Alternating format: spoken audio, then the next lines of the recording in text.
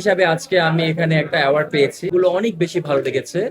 আমি কি বলবো, পুরো অর্গানাইজ যারা করেছে এবং বিশেষ করে রাজু ভাইকে আমার পক্ষ থেকে অনেক অনেক ধন্যবাদ। আসলে ধন্যবাদ দিলেও ছোট হয়ে যাবে, সে আমাকে এত বেশি সম্মান দিয়েছে আজকে আমাকে। উম, আমার যে ডেজিগনেশন যেটা অ্যাড হয়েছে ফ্যাশন ডিরেক্টর আর প্রেজেন্ট ট্রেনার, সেই হিসাবে আজকে আমি এখানে একটা অ্যাওয়ার্ড পেয়েছি। আজকে আমাকে ওনারা সম্মানিত করেছে, এই জন্য আমি খুবই প্রাউড ফিল করছি। আলহামদুলিল্লাহ, I am very glad that. আর তাছাড়া আজকের থিমটা ছিল আমার হচ্ছে লুই ভিটান, প্যারিসের একটি খুব প্রসিদ্ধ ব্র্যান্ড লুই ভিটান।